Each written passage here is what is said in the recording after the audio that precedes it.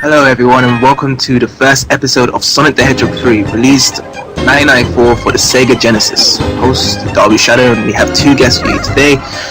First of all is TK the Hedgehog, and second it is Beto238. So what's up, guys? What's up? Hello.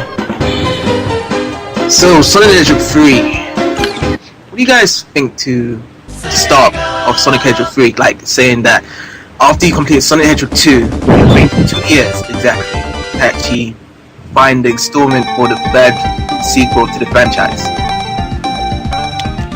This is my favorite classic Sonic game. Not even Sonic 3 and Knuckles, just Sonic 3 by itself.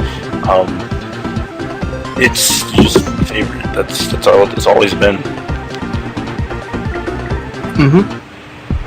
So it seems that you actually get to see Super Sonic before in the intro sequence. I've never understood, why do we see Super Sonic first before entering into the first action stage? Or should I say, the first level?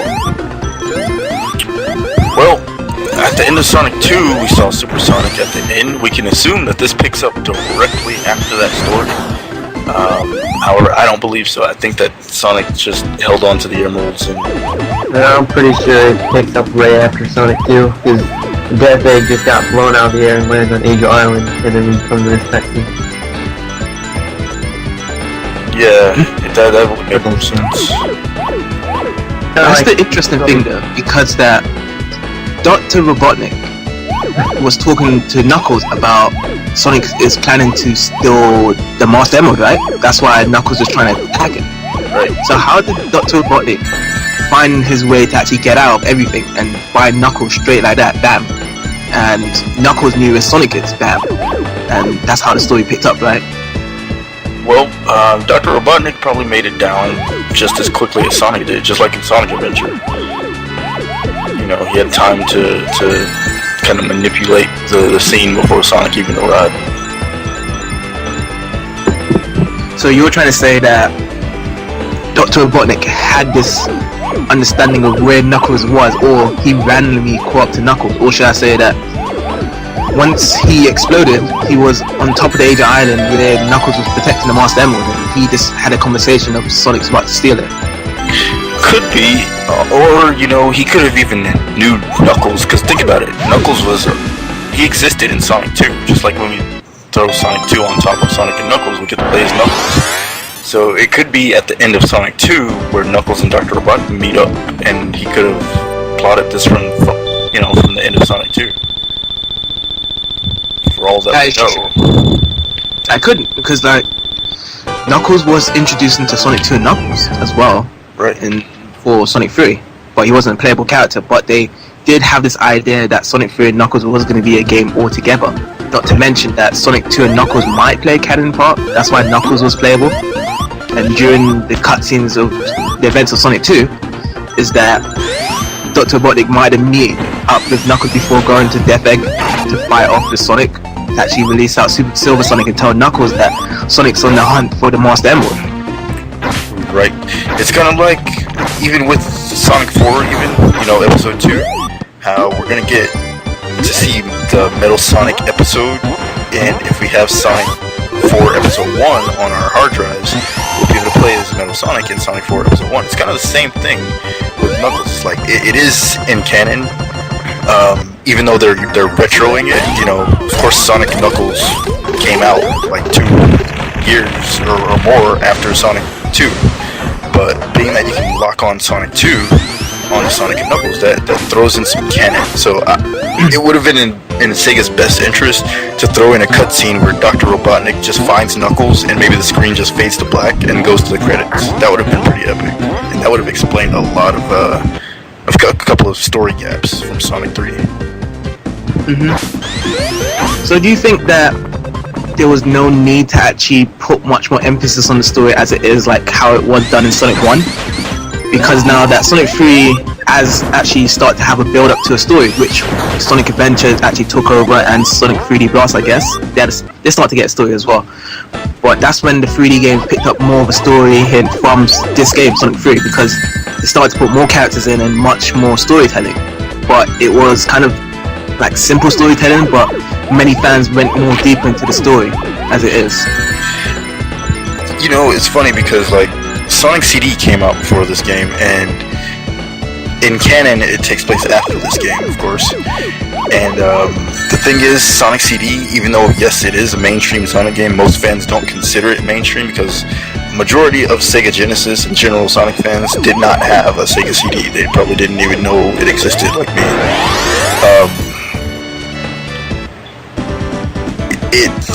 It's kind of hard to say if I don't know. I'd say that the storytelling definitely became more important in Sonic 3 than in Sonic CD, but they both have like cinematics, they both have cutscenes for the most part, and I think that of course that's where the 3D games pick up the momentum. They get it from these games, and definitely Sonic 3 because that's more mainstream than Sonic CD. Yeah, that is true. Because Sonic CD introduced Amy Rose and Metal Sonic, which for both of them haven't been kind of mainstream until Sonic Adventure came. Right. And then Sonic Heroes came from Metal Sonic again for his return. But other than that, yeah, Sonic CD introduced some new stuff, Little Planet, that's what it's called, right? Right. The planet, yeah. And they had their own time shifting story, which was never done really again until Sonic 06 came with their time shifting story. And from that, we just understood that canon was directly from Sonic 1, Sonic 2, Sonic 3, then jumped over to Sonic Adventure. Vice versa, the other games that came after that. Yeah, that's true. That's pretty much right on the money. So, away from the storyline, I want to talk about the gameplay for Sonic the Hedgehog 3. So, what are the new elements that has been put into Sonic the Hedgehog 3's gameplay? First of all, you have these new special stages, which are way more involved and interactive than Sonic 2's, as well as Sonic 1's. You have to really be... Like, in Sonic 1, you could kind of lay back and, you know, kind of kick back and just kind of see what happens. You'll make it to the Emerald eventually. You know, it's kind of trippy, you know? And then Sonic 2 is like, yeah, I'm in this half pipe, I'm running around, but this is like, you have to be on it. It's so lightning quick, the physics, and you just go faster and faster and faster constantly. Tails is also a new type of element. He can actually, if you pick up a second controller, he can actually pick Sonic up and fly in places. You have Knuckles as a playable character in the Sonic and Knuckles version, but we'll wait for that Let's Play. There's a lot of new gameplay elements. The spin dash physics changed a little bit. The jumping physics changed, the momentum changed, just very, very minor tweaks that are noticeable when compared to Sonic 2. And also, not to mention that the highest speed of momentum changed, because that Sonic 3's commercial was built around speed, and it was true that if you actually go into them segmented cutscenes, like not really cutscenes but scenes, like during the gameplay, like with Sonic going really fast, that's kind of scripted at parts. Like he goes really fast, like really faster than Sonic 2's and Sonic 1, and that's what he wanted to implement as well, like the fastest speed and adrenaline that most people did like. Yeah, I agree there. And one thing that's implemented in this game is there's a little bit more exploration, because you have to find dimension rings that'll take you to the special stages. Yeah. To me, that is a lot more.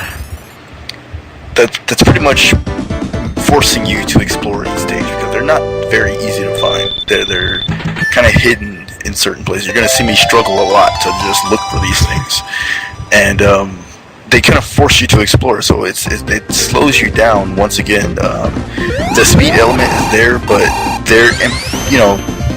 it's also an optional exploration thing. You can take your time. Of course, there's a 10-minute time limit, but you know, you can just kind of go through the game and try to, you know, beat it fully, or you can just rush through it and just see what happens. You know, see if you might make all 7 Chaos Emeralds. You just really don't know. So you have a couple of options. So I wanted to explain a bit more about Chaos Emeralds after this, but first I just want to go through Angel Island Zone. So what do you think to Angel Island Zone being the first stage in this game? As a kid, I enjoyed it. It was my favorite stage, to be honest, out of the entire classic era. Of course, that's changed over time, but I enjoy the stage. To me, it's a little different than the Angel Island that we see on Sonic Adventure, which is a little disappointing. I was hoping to see something more like this in 3D. You know, with the same type of trees, the fuzziness around them, and the same atmosphere. But you know, the Mystic Ruins is a little bit different than this. You know, it has its own style, but I think I like this style a lot better. They put a lot of added effects when you go running around the waterfall, and there's lots more trees and stuff. To actually complement the beauty of the level design for this game, which is quite surprising that I thought that Sonic 1 would have been, Sonic 1 to Sonic 3 would have still been the same type of, like, graphics wise, like in terms of how good it looks, but Sonic 3 still remains like the best one in terms of graphics wise. The graphics are great in this version of it, and this is the first time we have the first level that doesn't have the checker, you know, the checker texture for the land. It's actually like dirt and brown. You know, it's like super realistic. Not that I don't like the checkers, I love the checkers, but this is the first time we see that realistic. It's not the first time because you see it in the other stages, but for the first stage, this is our first time seeing a realistic forest, a super detailed background. Look at all that fire back there. Look at the sky, you know, it's super detailed. Look at the trees and how many different layers. You can see Dr. Robotnik back there. It's just like they put in so much thought into this game. This was like their premier Sonic game right here. This is what sold the franchise. I really thought it was Sonic 2, really. Well, yeah. I mean, Sonic 2 was like the definite, that's what brought people in, brought fans in. It brought me in because I was not going to be a fan with just Sonic 1. I'm telling you that now. That one was good. It was a great game. It's just it didn't hold my attention as a kid. Sonic 2 did because of Tails, because of the spin dash. You know, it just felt like a really, really good game. Sonic 1 felt like it was like a great game, but it was like, I don't know, I had Mario. This totally, Sonic 2 and up, it totally killed Mario. You know, Mario couldn't touch Sonic in any way, shape, or form after he got that spin dash. That was his trademark move. Yeah, I guess so. But anyway, we have slundered down after Knuckles actually chuckling.